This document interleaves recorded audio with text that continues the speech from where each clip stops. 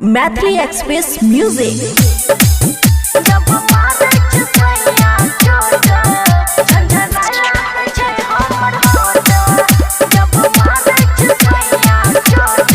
खुशी recording studio Baluaha. दू बजे रतिया के लागल रहै छै, उहे खातिर हरदम पागल रहै छै। गई सखी की कहियो, दू बजे रतिया के जागल रहै छै, उहे खातिर हरदम पागल रहै छै। अभी छै हमरा उम्र छोट, अभी छै हमरा उम्र छोट।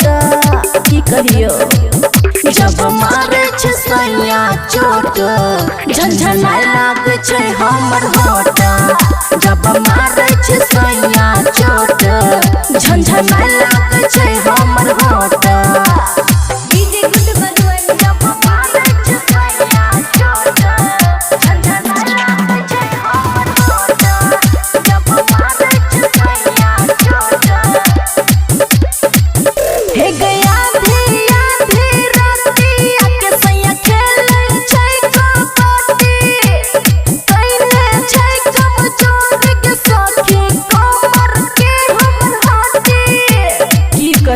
बैठलो नहीं जाइए नहीं उठल जाइए। हे गया धिया धीरतिया के सैया खेलै छै कबड्डी। कैले छै कमजोर के सखी कमर के हमर हड्डी। नीचा तकिया लगाबै सपोर्ट, नीचा तकिया लगाबै सपोर्ट। जब मारे छै सैया चोट, झनझनाय लागे छै हमर होठ। जब मारे छै सैया चोट, झनझनाय लागे छै हमर होठ। जब मारे छै सैया चोट, झनझनाय लागे छै हमर होठ। जब मारे छै सैया चोट, ओ मनवा की देवरा हमसे रहैया खूब दूर। खुशिया तब छै गे नारी काचे नर लग तोर।